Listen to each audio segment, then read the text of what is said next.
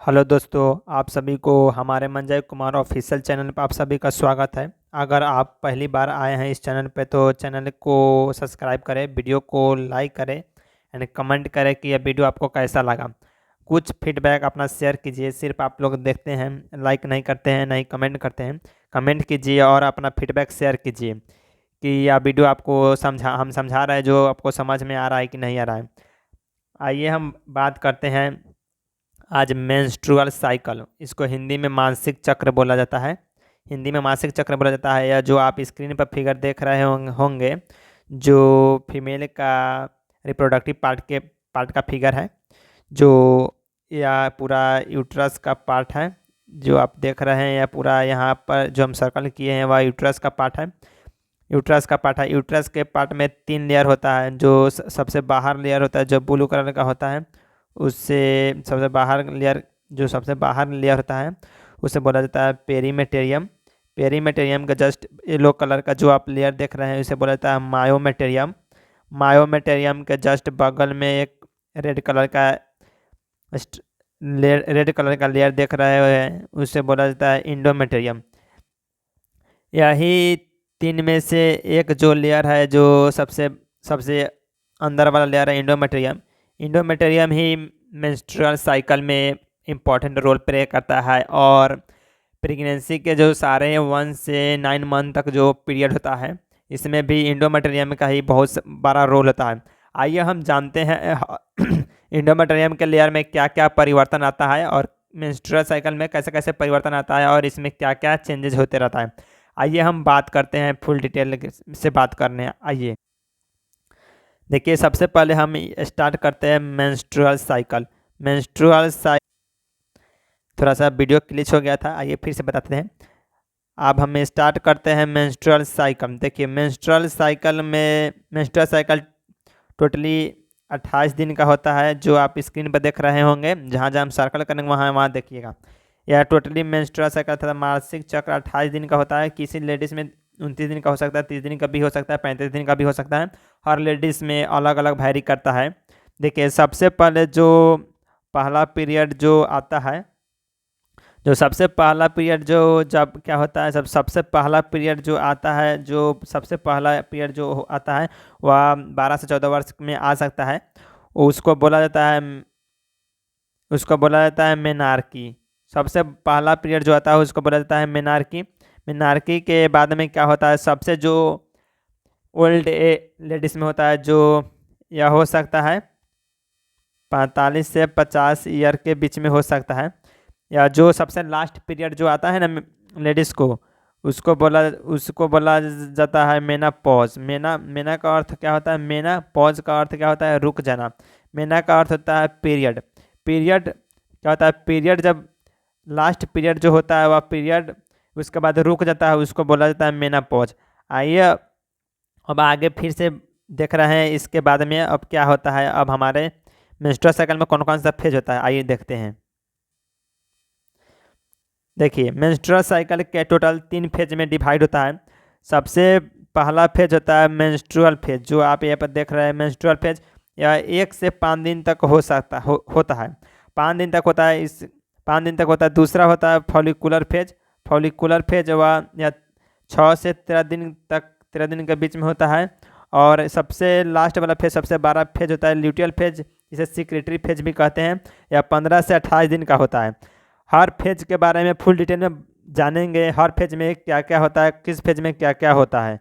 आइए फिर अगले नेक्स्ट स्लाइड में पढ़ते हैं क्या होता है।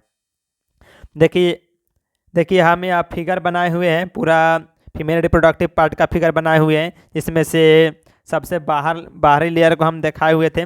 सबसे बाहरी लेयर जो व्हाइट कलर का है, जिसको बोला जाता है पेरीमेटेरियम, जो आप स्क्रीन पर देख रहे होंगे इसको बोला जाता है पेरीमेटेरियम। उसके जस्ट बगल में होता है मायोमेटेरियम। उसका जब सबसे अंदर होता है जिसको बोला जाता है इंडोमेटेरियम। इंडोमेटेरियम ही लेयर क्या होता है, मेंस्ट्रुअल साइकिल के द्वारा ब्रेक होते रहता है। आइए फिर अगले नेक्स्ट स्लाइड में देखते हैं। आप देख रहे हैं, देखिए इंडोमेटेरियम का 2 पार्ट होता है। सबसे अंदर वाला पार्ट होता है जो मायोमेटेरियम से अटैच होता है, जो स्ट्रेटम बेसालिस बोला जाता है। और दूसरा पार्ट बोला जाता है स्ट्रेटम फंक्शनालिस।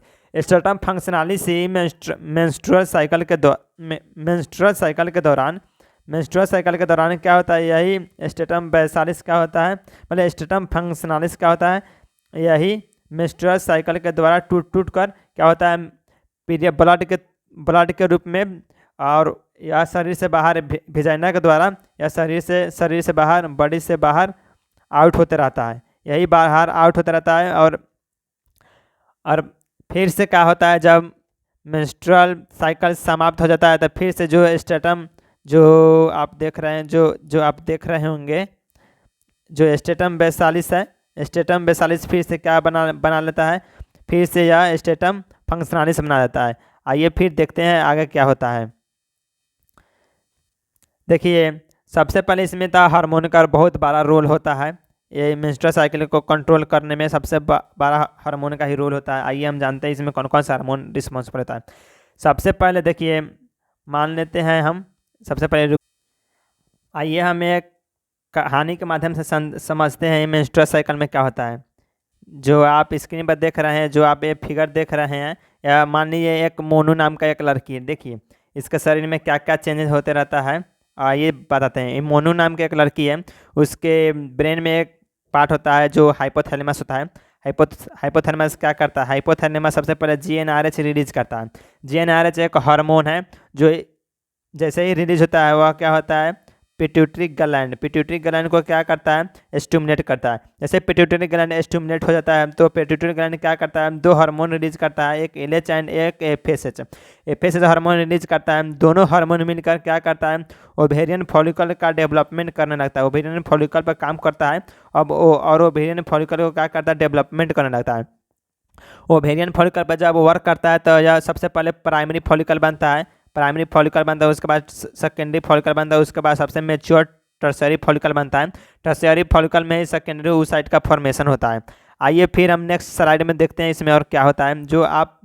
जो मोनू है ना, इसी मोनू के नाम पर हम पूरा वीडियो में पूरा इसी को यूज करेंगे, और इसमें क्या क्या होता है, इसके शारीरिक परिवर्तन क्या क्या होता है मेंस्ट्रुअल साइकिल के दौरान, इसी के फिगर के माध्यम से हम समझेंगे। आइए, जो आप देख रहे थे, जो टर्सरी फॉलिकल बना था, जो टर्सरी फॉलिकल बना था उसमें ना primary follicle, secondary follicle, tertiary follicle में क्या होता है, यहाँ पर सेकेंडरी oocyte बना होता है। देखिए जो आप यहाँ पर देख रहे होंगे, या सेकेंडरी oocyte है। सेकेंडरी oocyte जैसे ही बन जाता है, यहाँ पर क्या होता है, ओव्यूलेशन 14वें दिन पर, देखिए 14वें दिन, पीरियड के 14वें दिन पर, 14वें दिन पर क्या होता है, ओव्यूलेशन हो जाता है। ओव्यूलेशन जैसे हो जाता है तो यह जो टर्सरी फॉलिकल जो आप देख रहे हैं, या टर्सरी फॉलिकल क्या होता है, ब्रेक हो जाता है, और यहाँ से सेकेंडरी oocyte क्या होता है, बाहर निकल जाता है। सेकेंडरी oocyte बाहर निकल जाता है, उसके बाद क्या होता है, ओव्यूलेशन हो जाता है, और इस ओवम सेकेंडरी oocyte को जो फैलोपियन ट्यूब में जो फिमरी लाइक स्ट्रक्चर होता है, उसे फिमरी के द्वारा क्या किया जाता है, इस ओवम नहीं बोल सकते, सेकेंडरी oocyte बोलेंगे, सेकेंडरी oocyte को पकड़ लिया जाता है और इसको फैलोपियन ट्यूब में भेज दिया जाता है। आइए अगले नेक्स्ट पेज के माध्यम से समझ रहे हैं और इसमें क्या होता है। देखिए जैसे ही क्या होता है, जो आप यहाँ पर देखे जो सेकेंडरी oocyte बना हुआ है, सेकेंडरी oocyte जैसे ही बन जाता है, यहाँ पर क्या होता है, हार्मोन रिलीज करने लगता है, एस्ट्रोजन हार्मोन रिलीज करता है। एस्ट्रोजन हार्मोन जैसे ही रिलीज करता है, या क्या होता है, एलएच एंड एफएस के एंटागोनिस्टिक मतलब विरोध काम करता है। जैसे ऊ बढ़ाएगा तो ई घटेगा, ई घटेगा तो ऊ बढ़ेगा। सबसे पहले एस्ट्रोजन क्या होता है, पिट्यूटरी ग्लैंड को निगेटिव फीडबैक देता है, मतलब इनहिबिट करता है। जैसे ही इसको इनहिबिट कर देता है तो यह क्या करता है, इनहिबिट कर देता है, तो वह एलएच एंड एफएस के प्रोडक्शन को क्या कम कर देता है, बहुत कम कर देता है, बहुत कम कर देता है। जिसकी वजह से क्या होता है, जो आप यहाँ पर देख रहे थे, टर्सरी फॉलिकल था, रप्चर टर्सरी फॉलिकल, जब इसको एलएच जो है, जो येलो कलर का जो आप स्ट्रक्चर जो देख रहे हैं, येलो कलर का जो स्ट्रक्चर है, और इसको कॉर्पस ल्यूटियम बोला जाता है। कॉर्पस ल्यूटियम जिंदा कम रहता है, जब एलएच रिलीज होगा तब तक जिंदा रहेगा। जैसे ही यहाँ पर एलएच समाप्त हो जाता है, या कॉर्पस ल्यूटियम, कॉर्पस एक येलो कलर में चेंज हो जाता है, जिसे कॉर्पस एल्बिकन्स बोला जाता है। आइए हम जानते हैं कौन कौन से फेज में क्या क्या होता है। सबसे पहले स्टार्ट करते हैं हम मेंस्ट्रुअल फेज।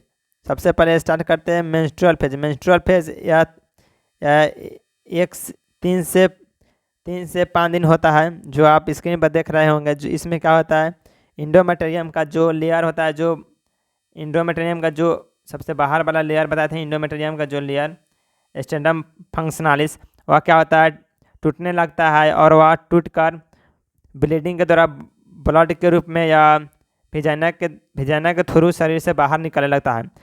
यह मेंस्ट्रुअल फेज होता है, यह 5 दिन का होता है। अब आइए इसके बाद जो मेंस्ट्रुअल फेज के बाद फॉलिकुलर फेज में जानते हैं फॉलिकुलर फेज में क्या होता है। आइए जानते हैं फॉलिकुलर फेज में क्या होता है। देखिए, आइए जानते हैं फॉलिकुलर फेज में क्या होता है। जो आप स्क्रीन पर जो आप देख रहे होंगे, यह पूरा ओवरी का अंदर के जो स्ट्रक्चर है उसको काट कर बताया गया है क्या होता है। जो आप यहाँ से आप यहाँ तक देख रहे हैं, यह पूरा फॉलिकल फेज में आता है। देखिए, जो आप यहाँ से यहाँ तक जो आप देख रहे हैं, ये सारा फॉलिकल फेज में ही आता है। सबसे पहले क्या होता है, यह प्राइमरी फॉलिकल बनता है। प्राइमरी फॉलिकल से क्या होता है, सेकेंडरी फॉलिकल बनता है। सेकेंडरी फॉलिकल के सबसे सेकेंडरी फॉलिकल फिर डेवलप करता है। इसमें एक एंट्रम का 12 सा कैविटी बन जाता है, जिसमें लिक्विड भरा रहता है, और यह फिर आगे डेवलप कर टर्शियरी फॉलिकल का फॉर्मेशन करता है। जैसे टर्शियरी फॉलिकल बनता है, टर्शियरी फॉलिकल में जो आप बीच में देख रहे हैं, जो सेकेंडरी oocyte है, जो सेकेंडरी oocyte है, वह फिर मेच्योर हो जाता है।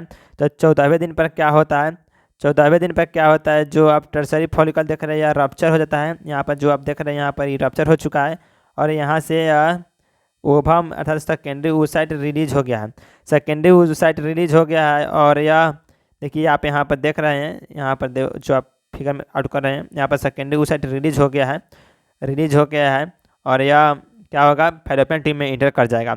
जो आप यहाँ से यहाँ तक जो आप फेज देख रहे हैं, जो यहाँ से यहाँ तक फेज, इस वाले फेज को बोला जाता है ल्यूटियल फेज। सबसे पहले जो ये येलो कलर का जो आप स्ट्रक्चर देख रहे हैं, जो येलो कलर का जो स्ट्रक्चर है, एक मिनट, हाँ, जो येलो कलर का जो आप स्ट्रक्चर देखते हैं, इसी को बोला जाता है कॉर्पस ल्यूटियम। कॉर्पस ल्यूटियम को जब एलएच हार्मोन नहीं मिल पाता है, तो धीरे धीरे देख रहे हैं आप, फिगर आउट कर रहे होंगे, धीरे धीरे क्या होता है, कॉर्पस ल्यूटियम डिजेनरेट हो रहा है, मतलब ख़त्म हो रहा है। ख़त्म होकर लास्ट में येलो कलर में कन्वर्ट हो गया है, इसको बोला जाता है कॉर्पस एल्बिकन्स। कॉर्पस ल्यूटियम ही डिजेनरेट होकर कॉर्पस एल्बिकन्स का फॉर्मेशन करता है। आइए फिर अगले नेक्स्ट स्लाइड में जानते हैं अगर आगे क्या होता है।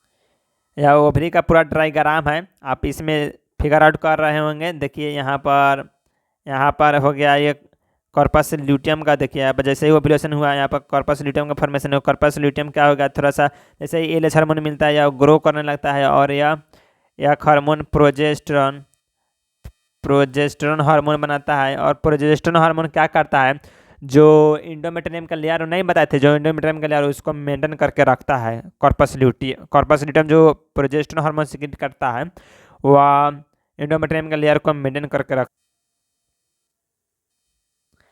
आइए जानते हैं हम इसमें पूरा फेज दिया हुआ है, किस फेज में क्या क्या होता है। आइए जानते हैं। जो आप यहाँ पर 1 से 5 दिन तक जो फेज देख रहे हैं, जो यहाँ पर जो है वह क्या हुआ है, इसमें देखिए इंडोमेट्रियम का जो लेयर है, यहाँ पर ब्रेक हो रहा है। इंडोमेट्रियम का लेयर यहाँ पर ब्रेक हो चुका है, और यह ब्लीडिंग के थ्रू जैसे रक्त के द्वारा या क्या होता है, डिजेनरेट होकर वेजाइना के थ्रू निकलने लगता है। और यहाँ से आप 6ठे से लेकर 13वें दिन तक के बीच में देख रहे होंगे, इसको बोला जाता है फॉलिकुलर फेज। फॉलिकुलर फेज में क्या होता है, इंडोमेट्रियम फिर से क्या होता है, अपना ग्रोथ करने लगता है। जैसे 14वें दिन पर क्या होता है, ओव्यूलेशन होता है। एलएच जैसे ही हार्मोन मिलता है, एलएच के और प्रोजेस्टेरोन की वजह से क्या होता है, या जो आप देख रहे हैं, या इंडोमेट्रियम और थिक हो जाता है। जो आप देख रहे हैं यहाँ पर ओव्यूलेशन हो चुका है, एवोल्यूशन हुआ है। यहाँ पर कॉर्पस ल्यूटियम बना है। कॉर्पस ल्यूटियम फिर कॉर्पस एल्बिकन्स में कन्वर्ट हो जाएगा। कॉर्पस ल्यूटियम जैसे ही यहाँ पर बनता है, यहाँ पर प्रोजेस्टेरोन का लेवल क्या होता है, कम हो जाता है। प्रोजेस्टेरोन का लेवल जैसे ही कम हो जाता है, फिर क्या होता है, या इंडोमेट्रियम में क्या होता है, डिजेनरेट करने लगता है, और फिर यह टूट कर क्या होता है, इंडोमेट्रियम टूट कर ब्लड के रूप में वेजाइना के द्वारा क्या होता है, ब्लीडिंग होने लगता है, पीरियड। इसी को बोला जाता है पीरियड। जो ब्लीडिंग होता है ना इसी को बोला जाता है पीरियड। इसमें पीरियड में क्या होता है, जब इंडोमेट्रियम टूटेगा तब पेट में दर्द होगा और ब्लीडिंग होगा या ब्लड ब्लड निकलेगा भिजाना के द्वारा। हम इस वीडियो के माध्यम से पूरा मेंस्ट्रुअल साइकिल को डिटेल में पढ़े हैं। हमारे मंजय कुमार ऑफिशियल चैनल के इस वीडियो के अंत तक बनने के लिए धन्यवाद। मिलते हैं अगले नेक्स्ट वीडियो में।